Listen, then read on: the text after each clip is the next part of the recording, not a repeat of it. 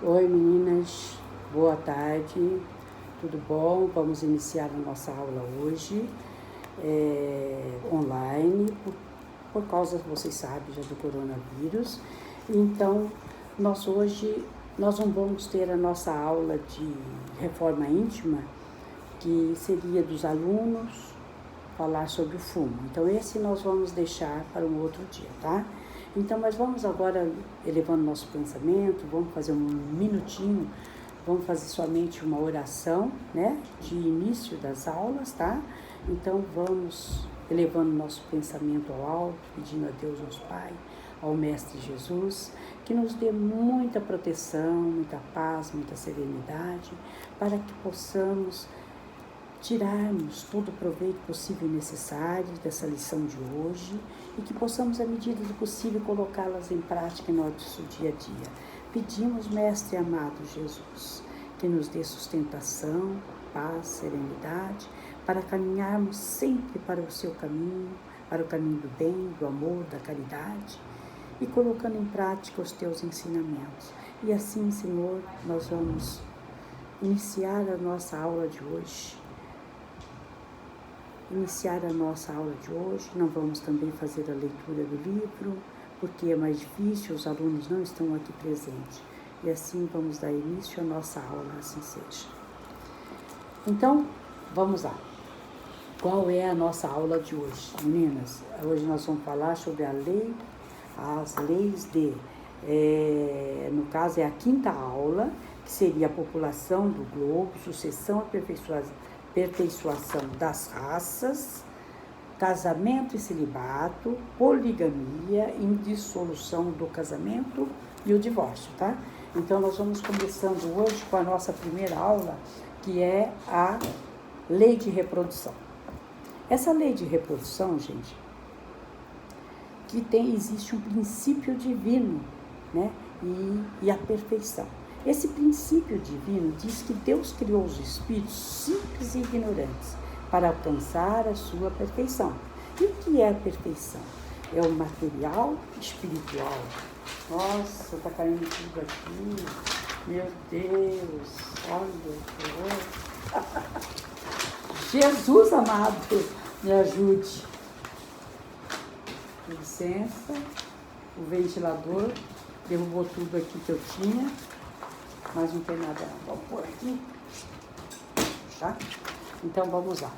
Vamos dar seguimento, que perfeição é o material espiritual, são as múltiplas experiências nos corpos físicos, né? Porque quantas experiências nós já tivemos, né, durante as nossas reencarnações? Muitas, né? E assim, são essas experiências que nós vamos nos melhorando, dando sustentação, né?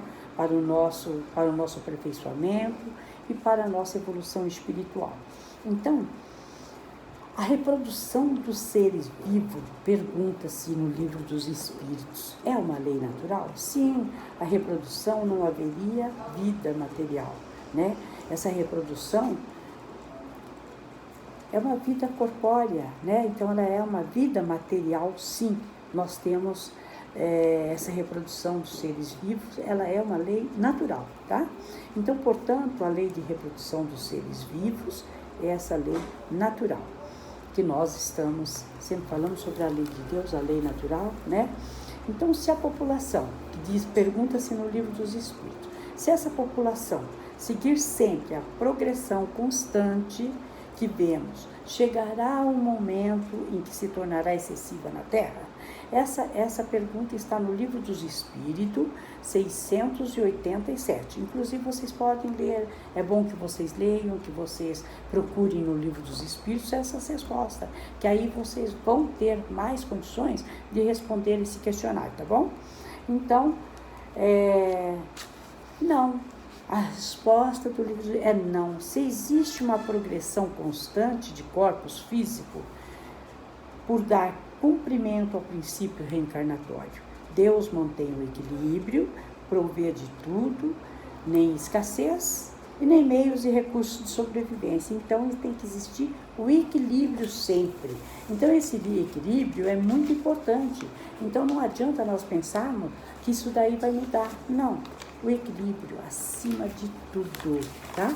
Então, essa sobrevivência, elas aparecem dificuldades que o homem, né, de uma forma ou de outra, acaba descobrindo uma solução, criando recursos humanos, tecnológicos, biológicos, mas enfim, à medida que vai aparecendo essas dificuldades em nossa vida, nós vamos compreendendo e buscando essa solução para os nossos problemas. Então é assim que a gente, né, sempre se pode reparar que, como diz o Mestre Jesus, que não há problema sem solução.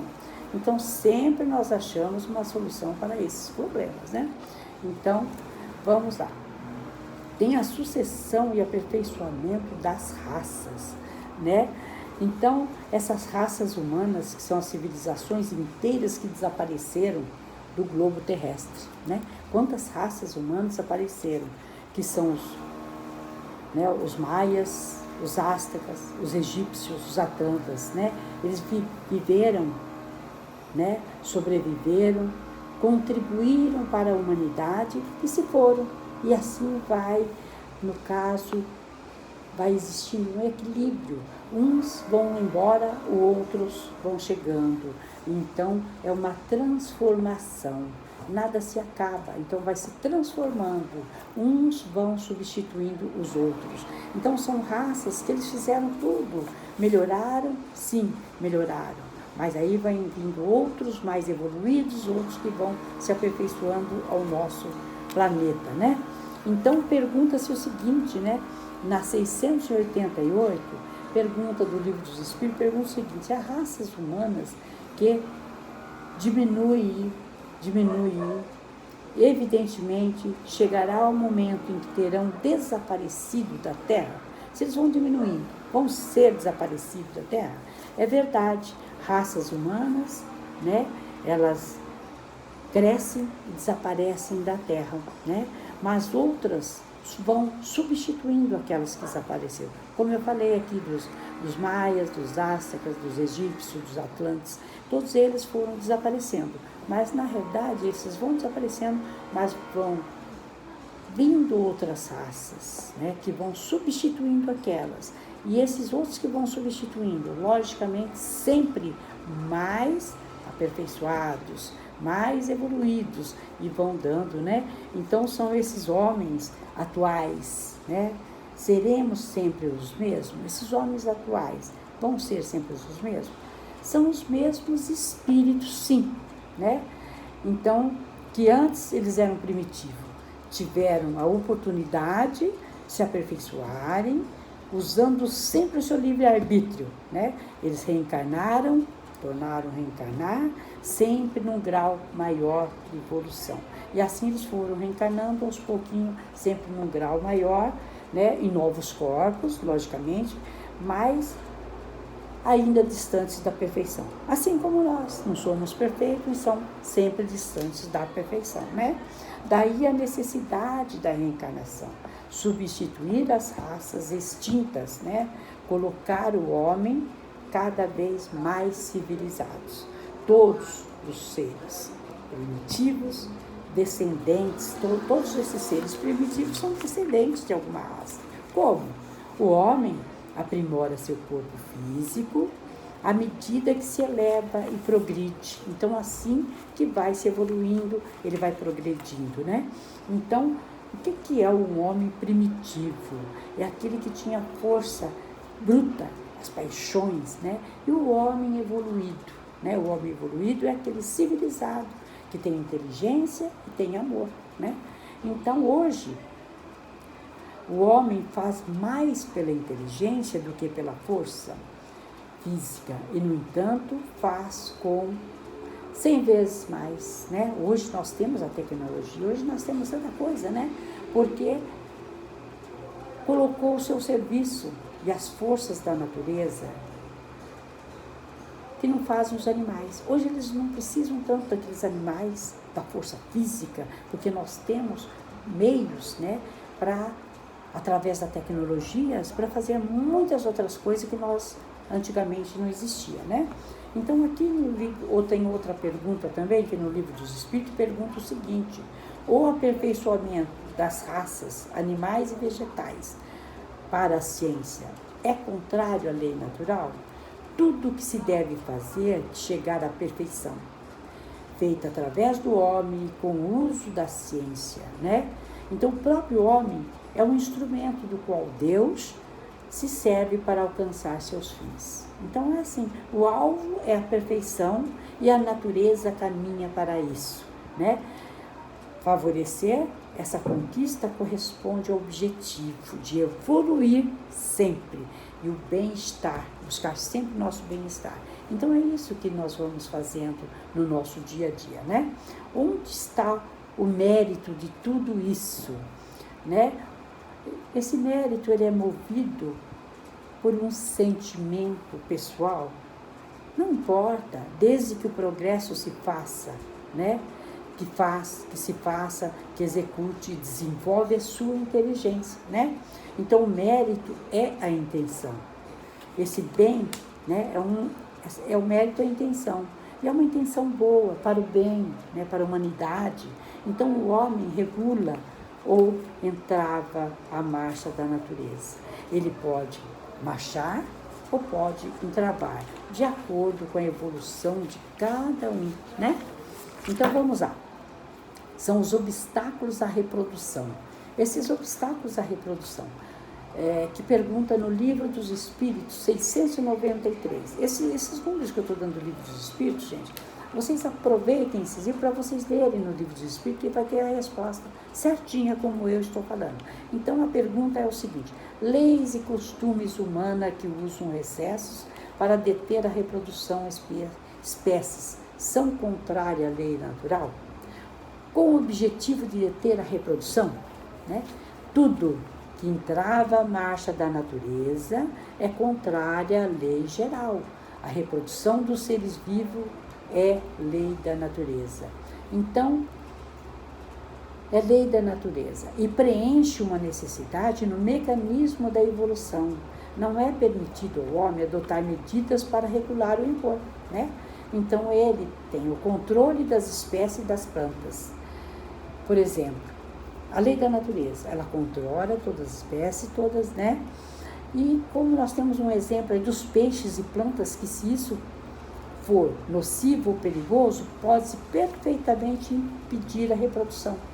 Então, tudo tem que ter o equilíbrio na natureza. Nós temos que ter aquele equilíbrio, que a ação inteligente do homem é um contrapeso que Deus dispôs para estabelecer o equilíbrio entre as forças da natureza.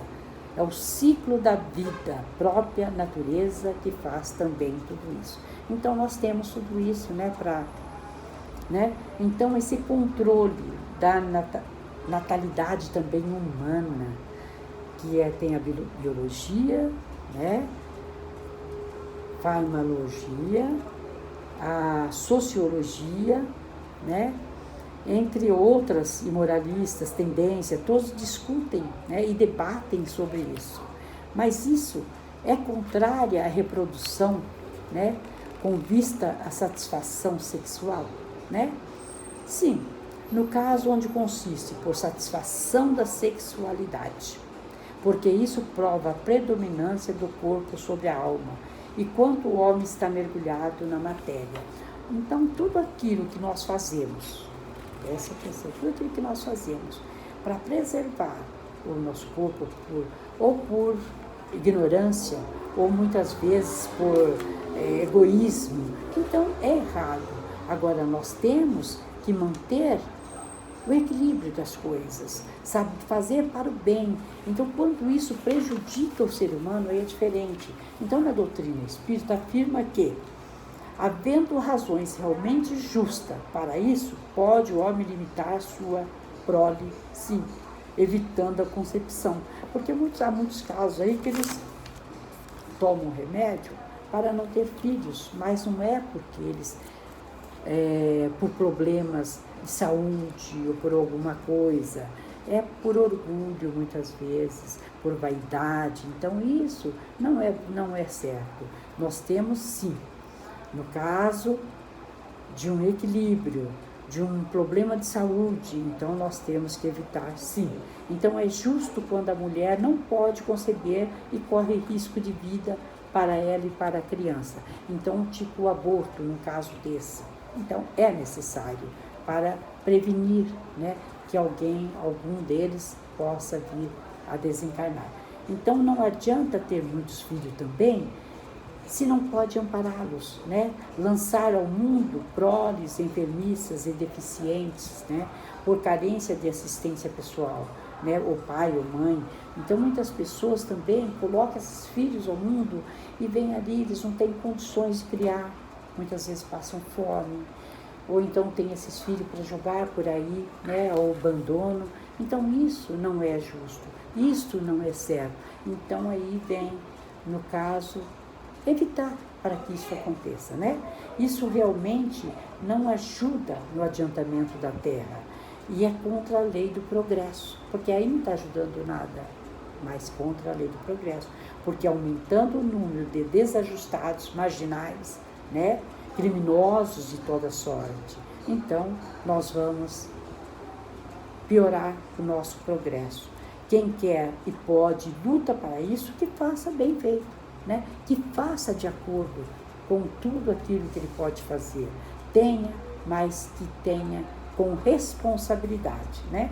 Então é condenável não tê-los por vaidade, orgulho, comodismo, usar meio contra conceptivos ilegais, né? Abortos em gerais. Isso é errado, mas se for para o bem-estar do ser humano, para o bem-estar dessas pessoas, é justo sim que eles evitem. Então, vamos pensar o seguinte, vamos pensar que nós podemos sim, que nós podemos evitar certas coisas. Se nós queremos o progresso, vamos ajudar o progresso cada vez melhor, né?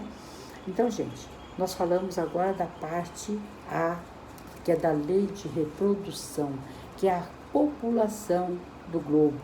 Agora nós vamos falar sobre casamento e celibato. Então nós estamos aqui fazendo mais ou menos alguma coisa que hoje talvez a nossa aula não vai se estender por todo o tempo, porque nós deixamos de falar alguma coisa, mas vamos falar pelo menos as partes principais da nossa aula, tá bom? Então vamos lá. Vamos falar agora sobre casamento e celibato, que é a poligamia. Então, o casamento, ou seja, a união permanente de dois seres, é contrária à lei da natureza, né? É um progresso na marcha da humanidade, sim. Isso é importante, né? Que a pessoa se case. Por quê? O que é o casamento? O casamento é uma lei civil, né? É uma lei do homem, é uma lei civil. O casamento é uma lei civil e é uma regulamentação social do instituto familiar. É também uma lei humana, pois é uma lei decretada pelo homem, né? Então, é importante essa lei? É importante sim. Por quê? Porque ela dá direito a uma esposa que conviveu tanto tempo com o homem e às vezes ela não tem direito nenhum. Aos filhos também, é uma lei que dá direito a esses filhos, né? Então, que a gente não pode ter os filhos e deixá-los abandonados por aí. Então, nós perguntamos o seguinte, que é o divórcio. O divórcio é uma lei humana? Sim. Então, na 697, pergunta o seguinte: a dissolução absoluta do casamento é uma lei natural ou apenas humana? É uma lei humana, sim, contrária à lei natural. Mas os homens podem modificar as suas leis. Somente as naturais são imutáveis. Então, por quê? A lei do homem, ela muda constantemente. Essa lei do divórcio. Hoje existe o divórcio. Antigamente não existia o divórcio, existia o desquite. Então nós temos aí a lei do homem, que ela comanda de acordo com cada país, com cada lugar, ela muda de acordo aonde nós estamos, né? Então uma lei que ela pode mudar. Agora, a lei de Deus é que não muda nunca. Então, essa lei é que jamais poderá ser mudada. Mas a lei dos homens, sim, ela muda. A cada momento ela pode mudar, tá? Então, nós temos aí mais uma pergunta no Livro dos Espíritos, da lei número 696, que pergunta o seguinte: qual seria o efeito de abolir o casamento sobre a sociedade humana? Se nós abolíssemos o casamento, nós retornaríamos ao nosso jardim de infância. Nós retornaríamos há muito tempo atrás, na época, né, dos animais que não casam, né, se acasalam. Então nós retornaríamos. Então nós estamos vivendo um progresso. Então nós temos que abolir o casamento seria retornar à infância da humanidade, seria o retornar à vida animal. O casamento é um dos primeiros atos, né, de progresso que houve nas sociedades humanas, porque estabelece a solidariedade fraterna e se encontra entre todos os povos, embora as mais diversas condições. Então é muito importante, né? Essa lei existe em todos os lugares para que a gente tenha alguma coisa a seguir, o direito da mulher, o direito dos filhos, né? Então o casamento, essa lei natural, né, que é a divina. Então o casamento, que é a união de dois seres por amor, é uma lei divina, sim. E a lei do amor é a união do sexo para a reprodução da espécie, né? Essa é uma lei natural e divina, tá? Então vamos falar, acho que é a lei humana. A lei humana. A lei humana é o casamento, né? Mas as leis humanas, elas regem por essas uniões. As leis humanas regem as uniões que são transitórias, né? E dificilmente existe em 2 ou mais países que sejam iguais. Cada país tem as suas leis e cada país muda essas leis. Então, exemplo, antigamente o casamento era comunhão de bens.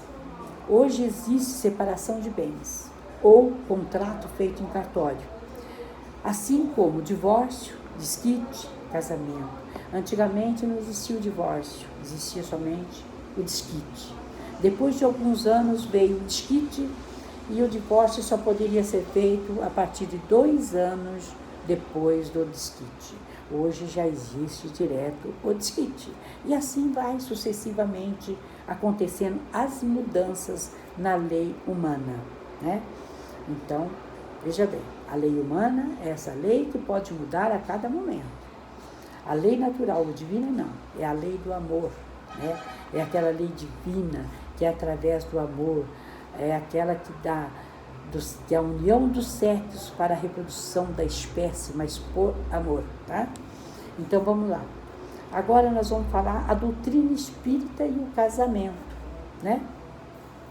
Então, a doutrina espírita e o casamento. A doutrina conclui que o casamento proporciona o reencontro de espíritos, inimigos ou devedores, os quais buscam reajustar-se na conquista de novos valores e na convivência diária no seio da família, que se eliminam as dissensões, as antipatias, as intolerâncias e que muitas vezes se cumprem as provas e se regularizam expiações. Sem contar que no casamento se fortalecem os laços afetivos, tá? A solidariedade fraterna, propiciando o reencontro de espíritos que formam um clima acolhedor, uma convivência de paz, de trabalho edificante, tá? Então,